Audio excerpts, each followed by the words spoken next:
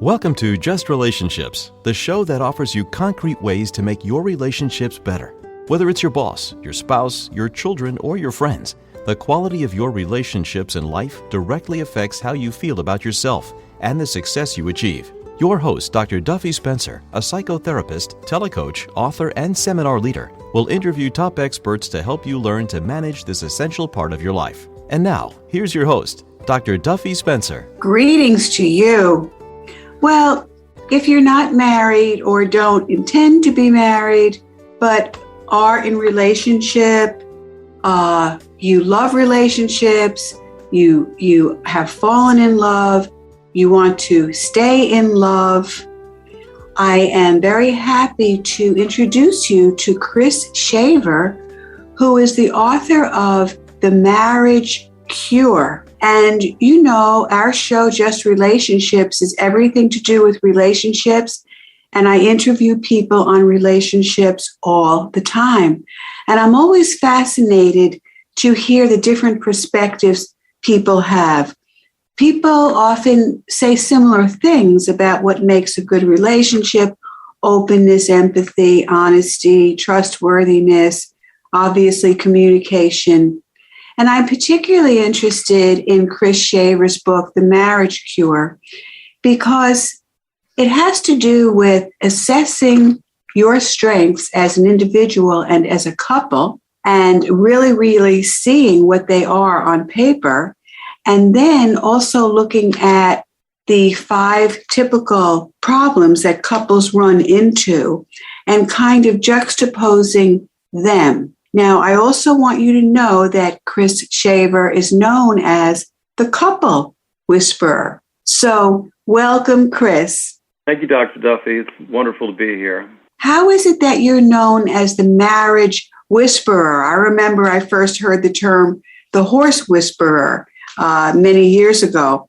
So what do you mean by a couples whisperer? Well, for me, the couples whisperer is because I use an assessment. It's the Berkman method, and the assessment is profoundly accurate at describing how couples relate to each other. It's behavioral. So when I work with couples, literally the second we sit down and start talking, it's just like I've been in the middle of your marriage for the past 10 years or 5 years or 2 years. We get very deep very quickly, because behavior is at the core of everything that we do. So yes. I had a client say to me, "Wow, you are the couples whisperer. It's like you've been here with us all along, but this is the first time we've ever met." Wow. So, Chris, what I find is so fascinating about relationships, and especially marriages and long-term marriages, is the layers and layers and layers of stuff. It's each person's historical window, and then how they combine together. Each person comes from a different subculture. One believes that hugging is a sign of love, and the other one comes from a family where people didn't hug. And so the couple has to negotiate a new culture between themselves. And it's just so many layers, and that you can decipher this through this Berkman method, I find is so fascinating, because it's just so much to go through. Yeah, it's interesting that the lens that you were just using is about the culture that a couple can have, and the layers that bring to that. And what I do actually, Dr. Duffy, is when you start talking about something behaviorally, just for example, your example just about physical touch and hugging. And there's one thing, Berkman measures basically what I call 22 pairs of opposite behaviors. It's a little more complex than that, but just say that there's all these opposites. One of the things they measure is something they call emotional energy, which reflects behaviorally. People who have a high emotional energy and have a high need for it are interested in emotion and feeling, and touch and hugging frequently comes with that. People who are lower on that scale see the world through the lens of just the facts. And if their need is for that, you frequently find that that's the marriage where somebody is like, "Why are we hugging? Why? This is touchy-feely, emotional empathy land, and I want to say just the facts." And so you can get these marriages where it's reflected in their behavioral needs, which is different than culture, right? I need this behavior from you is different than I grew up learning this from my family. And it is specific to the individual. So it's better to say, I need this behavior from you, rather than this is the way it should be because this is what I'm used to, what I was taught. Putting it in terms of needs, Chris, are you saying? Yes, that's exactly what Berkman found that nobody else found. Roger Berkman did his own research in the late 40s, early 50s. And what many, many assessments find, and there's about 5,000 assessments on the market right now. It's a staggering amount. Most of them are based on something called five-factor methodology, and five-factor methodology measures behaviors. What Berkman found was he went looking for, why does our behavior change? Why does it change for the worse when we're in an interaction and we get angry? Like what actually occurred there at that point where we got angry? That's just one example, but what he found was we have very specific needs across, really there's a core 9 behaviors. And if those needs aren't met, our stress behaviors, which Berkman also found in his research, are predictable.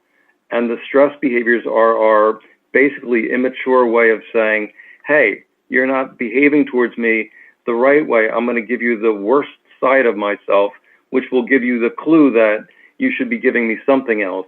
And so it's this weird, most of us misinterpret those stress behaviors as saying, you're being a jerk, I'm going to be a jerk back to you. Whereas the stress behaviors, it might be, in the case of the missing hug, it might be, now I'm really upset at you. Now I'm really emotional.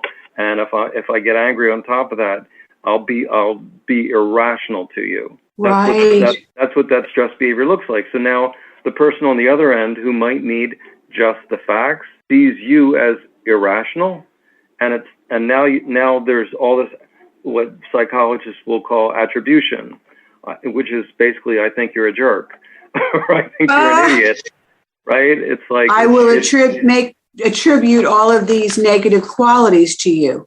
Right, and really what's the problem is I think that when I become more emotional, you should be getting the message like, hey, pay attention to what I'm feeling. Whereas really what you're hearing is like, you're off the beam. I can't talk to you at all if your need is the other way around. If your need is to keep things just the facts. Anyway, so there's stress behaviors that mirror these needs all up and down these 9 behaviors. And couples fight about the attribution. That becomes the layers and layers. I can never talk to you because you just do this. You know, you go off into crazy land. And the missing piece is, hey, my need's not being met. Right. And I know that complaints are just disguised wishes. And it's just the way people portray their needs, as you said, immature, very negative. You're not behaving the way I want you to behave. Therefore, you're not behaving the right way. You're wrong. And in so doing, I am showing you the worst side of me. I'm not drawing you to me. I'm repelling you, actually. That's 100% correct. And Dr. Duffy, where it comes from, I've been spent a long time thinking about this, but it's actually how we're socialized that does this, right? So as children, we're going to run on the streets and our parents just pick us up and grab us and maybe give us a swat on the butt and say, don't do that. So, yeah. And it's a problem, right? And then you're 5 and then you're 7, you're not running in the streets, then you're 9. But the pattern continues throughout all of our maturation through, early childhood and into adulthood, where we are meeting the needs of our caregivers, but nobody's ever quite saying, are you doing this because you need something different from me? And, it's really fascinating because we're basically taught to be mute about our needs and to shut up and give our caregivers what they need. And those caregivers could be coaches, teachers, parents, grandparents, but all up and down the line, our behavior, we're learning to behave, but nobody's ever saying, what is it that you need underneath there? Wow. And so come into adulthood basically mute to our needs. And Mute. this language that these stress behaviors are, if you look at them, they're very childlike, right? It's like, why would you start screaming at me instead of having an adult conversation, right? So why can't you enunciate specifically what you need? It's missing language. It's a whole missing set of language that adults in adult behavior need to have to navigate those behaviors more intelligently, calmly, rationally, and with clear understanding about what's the missing pieces. Wow. So I think that people with less power, whether they're adults meeting some sort of authority figures or children with their parents, need to survive and they need approval. And the way I think of it as a psychotherapist myself is that people are willing to give up their authentic self just to have a sense of belonging and security. Because children are very dependent. They can't make it on their own. They need, in that case, the parents to take care of them. Oh, yeah, it's life-threatening if you open your mouth and tell your parent that what you need. It can feel very life-threatening if you're not meeting their need. So that's really, it's very deeply ingrained that we're taught not to speak our needs. Oh, my goodness. And then we try to make our spouses into the parents who never gave us what we needed. We have these unfinished childhood needs, unfinished childhood business, and our spouses didn't sign up for that. They didn't sign up to. Let's talk about that, because I think you can say that because you can say that we have unfinished childhood business. And you do see people, I've been working with couples for the past 10 years. You do see people who seem to have carried that pattern. It's almost knee-jerk at that point of, you treat me just like my father did. Why, I married my father. How could that be? But once you just bring behavior out to the table, all of a sudden you disintermediate those childhood interactions, and you're just saying, well, your dad's not in the room, it's just me.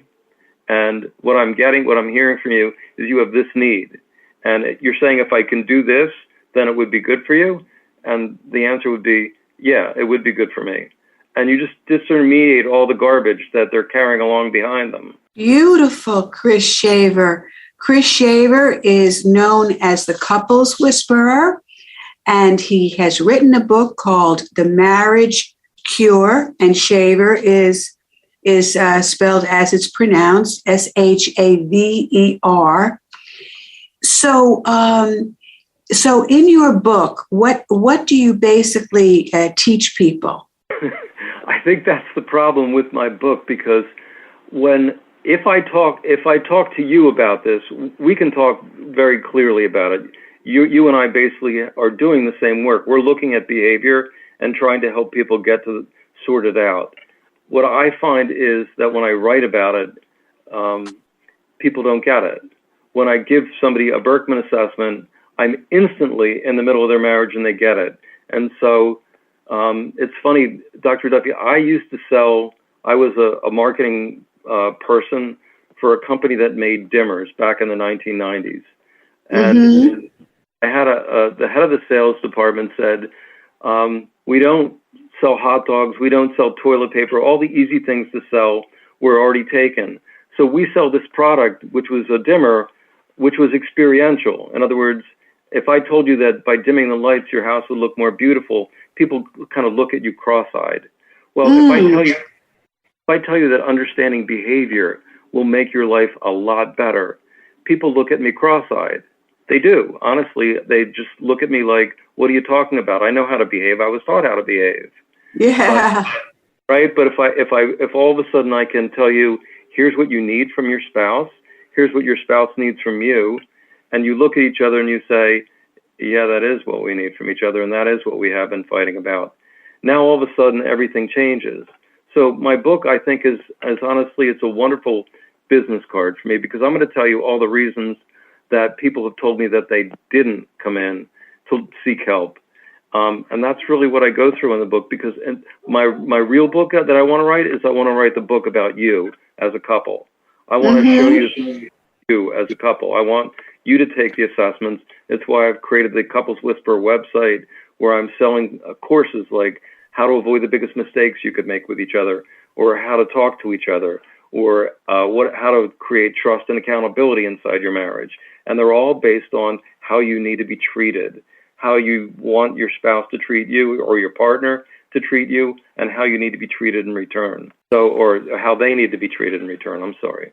Oh, sure. One of my certifications is in imago relationship therapy, and where Harville Hendricks uses the term stretching. Will you stretch for your mate? Not yank, but stretch. That each partner has to be willing to change a little out of their comfort zone for what their spouse needs. Because when you talk about, I agree with you completely, Chris Shaver. What do you need from each other to find that out and deliver it very behaviorally? Okay, so I need you to look at me when you walk in the house. I need you to greet me. I need you to say hello. I need you to give me a hug. I need you to give me a smile. And just as an example, and suppose the spouse says, I'm so tired when I come home. My attention is elsewhere. Either I'm not going to do this at all, or that's not me, or give me a half an hour to decompress. So I imagine there's some negotiation here as well. Yeah, I think you're actually talking about really where the rubber meets the road, right? Behavior isn't. I simplify behavior. I say there's nine. Berkman calls them components of behavior.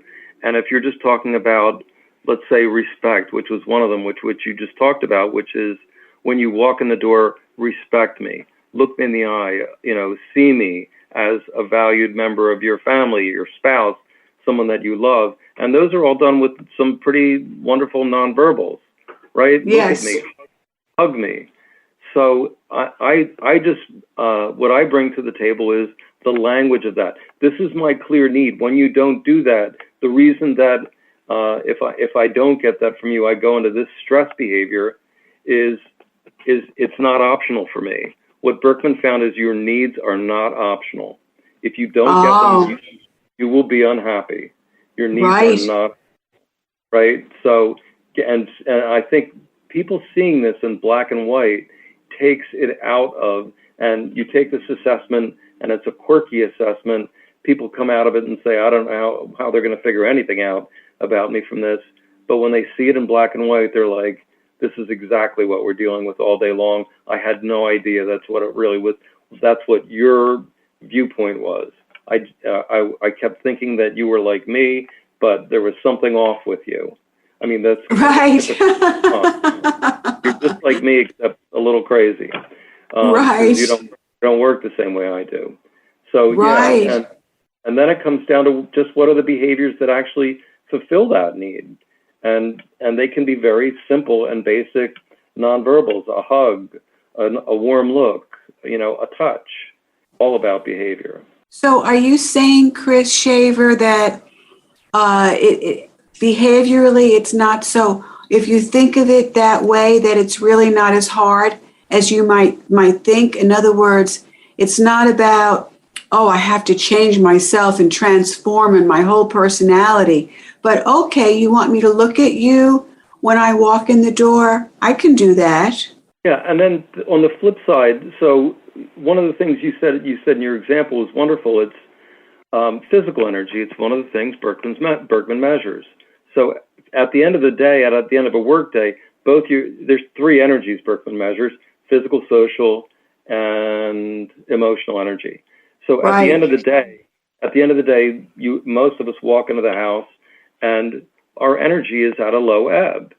We've just spent the entire day being on our best behavior, which is hard, right? So that becomes part of the conversation too. It's like, my physical energy just needs a recharge. Please don't take it personally, but I'm exhausted. Once I get a little bit of wind in my sails, I'll be happy to meet your need. But you just need to understand this. And again, you can see this in black and white in these reports. People who have low physical energy, it's not a joke. No. My significant other, she comes home from work, she needs a half an hour. Mm-hmm. And just I go about my business like she's not home. And I don't take it personally. When she's ready, when she's ready, then we talk. Right. And that's done, Chris, because you've already discussed it. So you know what's going on, because the nature of nonverbal behavior is that it is so subject to distortion. And it's so subjective, right? So you don't say you don't love me. You say you're tired and you need a half an hour, and I'm not going to take it personally. Yeah, actually, you at the top of the show, you talked about the 5 fights. I think one of the biggest fights is an energy fight. The energy, when your energies are low, physical, social, emotional, and sexual, although Berkman doesn't measure sexual energy, when your energies are low, boy, do people misinterpret that all over the place. Yes. Yeah, Go ahead. I have a favorite quote by George Bernard Shaw, who says, "The only man who really knows me is my tailor. He takes my measurement each time we meet." Wow. So, right? So, and energy is definitely one of those things you want to take the measurement of each time you meet your spouse or partner, because it's not a given where you're going to find them. Right. And then people do change. I mean, there is consistency. I don't have a lot of physical energy. My husband has a great deal of physical energy, and I do have more emotional energy than my husband. These are very profound things, Chris. And I think that without this kind of Berkman assessment that sounds so wonderful, it's a jungle out there. It's just too much to decipher. That's true. That is so true, because, and I see it in my work all the time, that this attribution, this false attribution where you attribute the worst to somebody because you've experienced the same thing over and over and over, and you don't have a logical understanding of why it's occurring. So once you get I am very high emotional energy, but in my relationships, using Berkman, I insist on a just the facts approach, because we're always talking about our behaviors and our needs for behaviors from each other. So giving a hug can be a language of it, but I still want to talk about why maybe something that I said landed the wrong way. Yeah. What need did that trigger? I insist on the logic of Berkman in the relationship, and I don't really have to insist, because it's become our language. It's how we communicate, because you're always going to find some behavior happens so quickly. And, these 9 behaviors, it can be, I say something, it feels mildly disrespectful, it triggers an emotional state, kind of a secondary reaction, which triggers a whole set of thoughts. And now you're talking about respect, emotional energy, and thought energy. And so if you can't just sit down and, it's Dr. Gottlieb has he's written some wonderful books, but one of the things he said that successful couples are able to do is to have a meta conversation about the relationship in the midst of the strife. And that is what Berkman and the work that I'm bringing out gives you the ability to do, is to have that meta conversation. It's like, hey, let's back away from the topic for a second. Did I say something that you felt was disrespectful? Oh, okay. Or, no, I didn't say something. It was what I did. Okay, can you tell me what I did? Oh, I didn't really mean that way. I'm just exhausted. That's why I didn't look at you. Right? So all of a sudden now we're talking about behavior. We've backed away from the fact that you're upset.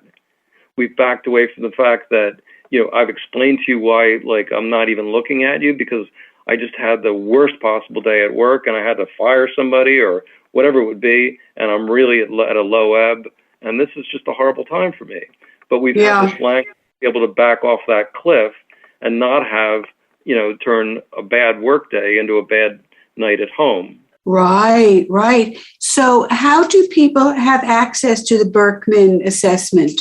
Well, I've set up my website, thecoupleswhisperer.com, and you can go there, and the first report that I'm bringing to market is called "How to Avoid the Biggest Mistakes You Can Make with Each Other."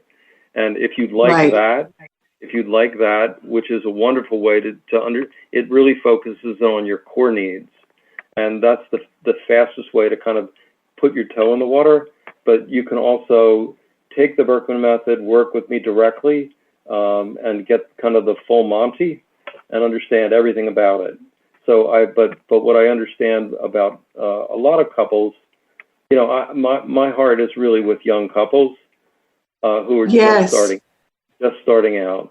And so that's why the how to avoid the biggest mistakes with each other is $129. I'm trying to do something that can give you a tool you can use for your entire marriage that costs less than one session, and it's for two people. If I were to give you that as a session, in a one-on-one setting, it would be a lot more money. So I'm trying to meet people where they really need it the most. And I think it's something like 50% of divorces happen in the first 7 years of marriage. It's anyone in the audience who's struggling, and says, how do I just get a handle on this? Don't have a lot of money. These are weird times. Yes. So, yeah. So Chris Shaver, I am so thrilled that you're coming back next week. I am sure people are completely enthralled. Chris Shaver, author of The Marriage Cure, and to look into some assessments that really, these are free, Chris. If you go to Couples, is it The Couples Whisperer or Couples Whisperer? Either one will get you there. Okay. Couples Whisperer or thecoupleswhisperer.com. And then you'll get some sense of your core needs and the 5 fights, and you'll get a lot of valuable information. And what you're offering is really affordable for people who want to not only save their marriage, but stay happily married for the rest of their lives. So thank you. And everyone, stay tuned for next week on Just Relationships, where I am interviewing Chris Shaver again, the Couples Whisperer and the author of The Marriage Cure. And if you would like to access some information until then, it's thecoupleswhisperer.com, and you'll get directly to him. Thank you so much, Chris Shaver. And this is Dr. Duffy Spencer saying goodbye for now and wishing you great relationships.